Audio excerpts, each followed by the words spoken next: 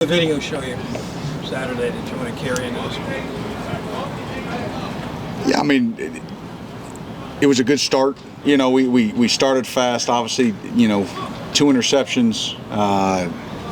You know, and having an opportunity there on that 4th and 1 to really sort of change the momentum.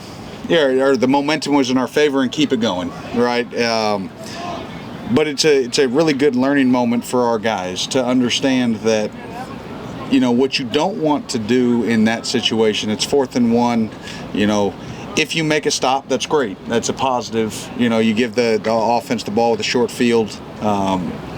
You know, again, but what you can't give up is an explosive. And to me, that was the turning point moment. Sort of that 4th and 1, and they get the big throw, and then we miss a tackle, and it gets down to the 1, and then they score in the next play. I think that was just one of those moments in a game that can really just sort of pivoted at that moment.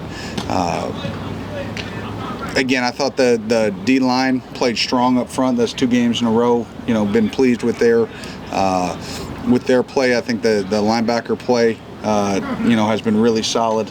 Obviously, Ty had a terrific game. You know, we need to play stronger. You know, we need to leverage the football better on the perimeter. You know, and make sure that we secure those. Hitches are going to happen. That's okay. Like that's football. We need to pin them to the ground. They need to be 5-yard gains, 4-yard gains. Every once in a while, they can get a little bit loose and be, you know, 6, 7, 8. But to have 2 explosive passes on hitches and you know, 100 yards on 7 hitches in the first half, just unacceptable. Their coach talked on Monday about how he feels like they've been Eastern Michigan's coach talked about how he feels like they've been pretty consistent in the passing game, but they really want to work this week to establish the run. What have you seen on their film that you really want to harp on with this defense? Well, you can tell that they're a good running football team. They're just I really like the backs. I think they run hard. They've created some explosive runs. You know, when he gets to the second level, and I'm sure they want to try to get there a little bit more. We've got to do a good job of trying to continue to play strong at the line of scrimmage. Do a great job of leveraging the football, not letting him bounce on the perimeter. You know, they're gonna run some flat outside zone, and those balls are gonna bounce some. So we have to do a good job there. In a passing game scenario, they have done a nice job, you know, distributing the ball around. Obviously, Tu's a really good player, you know, and the quarterback's a seasoned veteran. So, yeah, I mean, we got to play really good. Brad, did you anticipate getting the kind of, you know, pass rush and pressure from David? Yeah, it's what we were anticipating, you know, and sort of expecting from David. That's, you know, that's why he was a priority of ours, you know, in the off season when he was in the portal. And again, he's played well, and we need him to continue to do that, continue to generate that middle pocket push. His hit on Simmons is what forced that second interception for Ty, you know, forced the high ball. And so we needed that continued play. You talked on after the game. You said you leaned heavily on JQ and Ryan with DJ out, but you liked what you saw at Kiev. You know, can we expect to see him a lot more this week against Eastern Michigan? With the Stoop saying DJ might be out again this week. Yeah, we're going to keep. When you have a long season, you're going to see a lot of guys, and they need to continue to elevate, and they need to play. You know, I know we'll play better out there on the edge this week.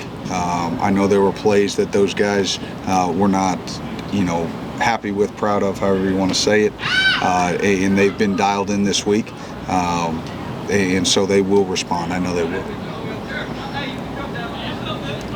Coach, will you say a little bit more about David? What stands out about him? How he's helping this, you know, your unit so far? Yeah, I mean, he's playing strong in the run game. You know, really commanding double teams. When he gets soloed on a center, that's a hard block for a center, whether it's pass rush or in the run game. So really doing a nice job, you know, from a movement standpoint, you know, from a gap integrity standpoint, you know, and I do want to mention, I thought Khalil played maybe arguably his best game, maybe in a Kentucky uniform. Like, just he played strong, violent all day. Like, that's the Khalil that we know and he's flashed, but the consistency of his effort and his play was evident on Saturday. And so the way those two played, the way Tavian Gadsden played up front, Keith Grace played really well, which was really proud of him. Obviously, was only had limited snaps sort of in that first game. So for him to be able to fight through that, like, it was, again, really proud of that front. Coach Stewart does an unbelievable job pushing those guys. And you can see it, like, you get the best on Saturday. So, yes, again, David's been playing really, played really well. But I do want to make mention of those other guys because they played equally as well. Brad, what kind of challenges does Cutter give your guys kind of on a daily basis in practice? And what kind of quarterback do you see? Yeah, I mean, I think all our guys, challenge us, and they throw good balls, and they've got really good arm strength. They can make all the throws. They've got mobility. So, yeah, obviously we've got our own issues that we've got to worry about on defense, and so, but as a player, all those guys that we see in practice give us fits. You said you liked your defensive line. You're pleased with them. Why do you think that group is having so much success right now? Two reasons. I think, number one, first and foremost, Coach Stewart. I think, Stu does an unbelievable job with those guys. He's going to demand a lot, but he loves on them hard. And I think they're a close-knit group. Like, they like working with each other. There are some times when you can push an individual player or a group, and they don't love to be pushed that hard. This group allows themselves to be uncomfortable and get pushed, and understand that sometimes there's going to be harsh criticism, and there's no it's not coming from a bad place. It's coming from a place of love and trying to get transformation and trying to get the best out of these guys. And so it's a credit to Coach Stewart, and it's a credit to the players that they're willing to accept that. And then, like I said, I think they're a close group. They play for each other. You said you felt like Eastern Michigan does a good job distributing that in their passing attack. One of those guys they distribute to a lot is one you're familiar with in the practice field. They got Tanner Master at tight end this year at Kentucky last year. What can you say about what you saw at him at Kentucky and the way you've seen him on the field be able to be able to do there too? Yeah, he's made some nice plays. Had caught an over route and a little bit action in the RPO game, and so he's doing a nice job. And Tanner, when he was here, just put his head down and worked. And so you're always happy for those guys. Sometimes you just have to have a place that just sort of fits for you. And again, glad that he's found a spot that he's been able to make an impact, and he has. And so it's our job to try to minimize that impact on Saturday. Brad, you mentioned preseason that you need to be clean when it comes to on-field communication during the game. How do you feel about how that's going? Yeah, I think it's been good. Have not had some of the issues that popped up last year. We have to make sure that, when, like, if Davern comes off, we have a helmet with a green dot on someone else. So it can be, a little bit of a juggle on the sideline at times, say who's got the green dot, who's not. But our equipment staff's done an unbelievable job. They've got the helmets at the ready to make sure that we never have two on at the same time. That aspect has been clean. I think that the players on the field have been solid in terms of their communication with each other, but the thing that we need to be better is we need to be more situationally aware. We need to understand, again, whether it's 4th and 1, it's back to, if they get a yard or two there, that's not the game-changing momentum play. Giving up an explosive there is. Like, understanding when it's time to sell out, when it's time to, give it your best shot, but not give up something that's huge, to understand when it's 4 minute and what teams are trying to do in the 4 minute defense. Like, all those things are important, and we're still growing. You know, we still have a lot of guys that are still just, they're trying to do their job and execute our defense, but it's at the point where, okay, that needs to become like breathing. Now they can focus on, you know, the opponent, and then, hey, what is the situation? Hey, it's third and this. It's this alignment by a receiver. It's a wildcat. Like, those are the things that we have to get better at if we want to be the defense that we want to be. Talk about growth. It's only the third game of the season, obviously, but where have you seen the biggest growth, both in a position standpoint or even just a specific player standpoint? I don't know. That's a hard question. Biggest growth.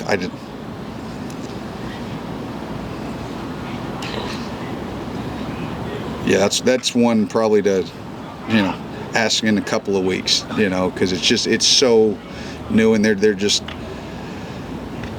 they're mistakes that maybe you got fixed, but new ones came up in game 2. Like, what you want to see in game 3 is that those mistakes don't come up. The ones that you made in 1 and 2 don't reappear in 3.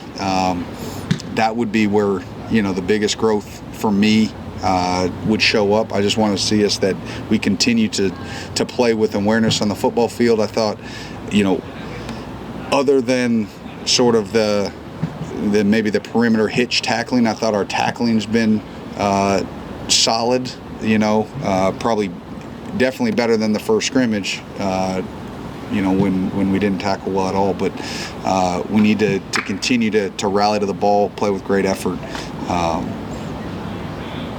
But yeah, ask me that one in a couple of weeks. Brad, Cam Dooley, just what have you seen from him so far in his first couple of games, and what are you going to see him keep?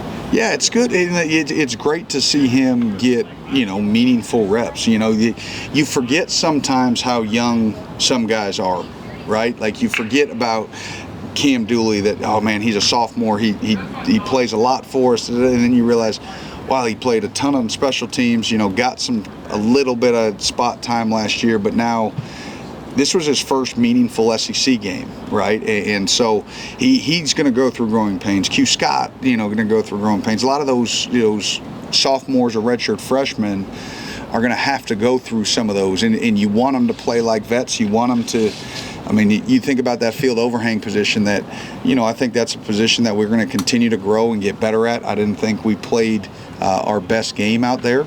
But you also get spoiled, right, when you've got, in 2018 you got a Mike Edwards, right, and then last year you've got a guy like Zion Childress. Like, these are savvy older guys that, like, young guys aren't going to make all those plays. They're not going to see all those little things yet. They're going to try to just do their job, and you need them and you want them to see the big picture, and they just don't yet. And so those are some of the scars that have to settle in for those guys, and it's the same thing for Cam. All right, folks, thank you very much. Thank you. Thank you. All right, is everybody ready? Yeah. All right, questions for JQ. JQ, when y'all went back to film, what did you see, and what do you need to kind of work on moving forward? I'd say I seen a lot of missed tackles in it, bad alignment. I feel like we had bad pre-snap alignment. We had a lot of things we can improve on the film, man. Lots of things we can improve on for sure. Do you think that led to some of the, you know, missed tackles, the pre-snap? Absolutely. I feel like our alignment could have eliminated a lot of the missed tackles, and that just come in being focused and taking everything seriously. Like, you know, maybe guys are focused on post-snap things like communicating or personnel rather than pre-snap alignment, but everything is just as much as important. Defensive front seems to be getting some nice pressure through these first 2 games. Do you feel that, sense it in your coverage, and how long you're having to stick on? Absolutely, man. I appreciate them guys. I let them know that all the time, man. They're doing a great job, man. Coach White also does a great job with the stunts and the twists. You know, we always give the guys a different look, but it definitely did me some confidence in the back end, knowing I got some guys rushing in front of me for sure. What did you like when you looked at the video? I like that effort. I like that the guys didn't quit. I like that we kind of had perseverance, we had grit, kind of, you know. Like I said, the mistakes we made wasn't effort. It was just, you know, mental or pre-snap and things we can clean up. But if it's effort, we can't clean it up. So I was very proud of the effort. Brad talked to us about how some things need to happen instinctually. I think he said like breathing.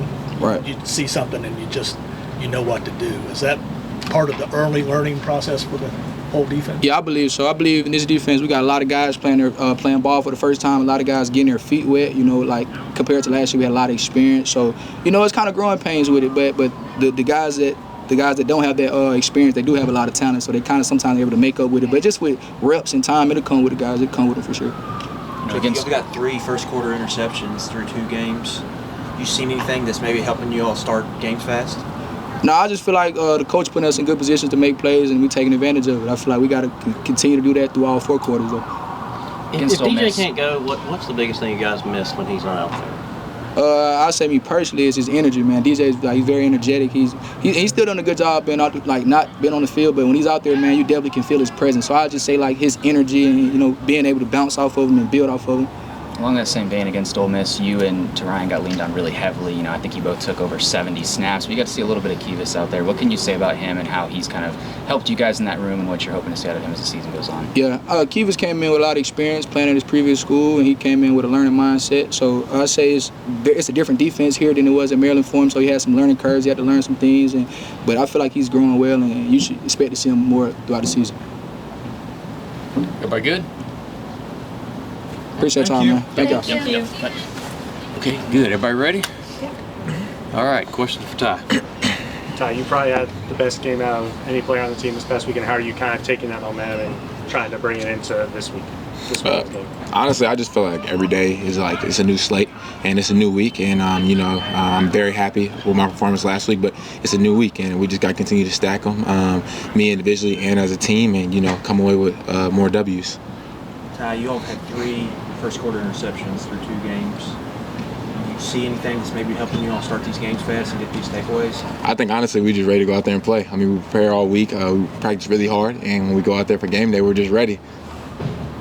Do you feel the extra help from the pressure you're getting up front from that defensive line and your coverage and how long you have to? Definitely. It's funny though because on Monday we were talking about how we feel like both of us help each other in a way. And David Gusta came up to me when I told him thank you again. He came up to me. He's like, nah, bro, thank you. You don't understand. Y'all covering really well right now, and this is giving us a lot of time just to get back there. So I feel like both of you, we both compliment each other, and I love the rush.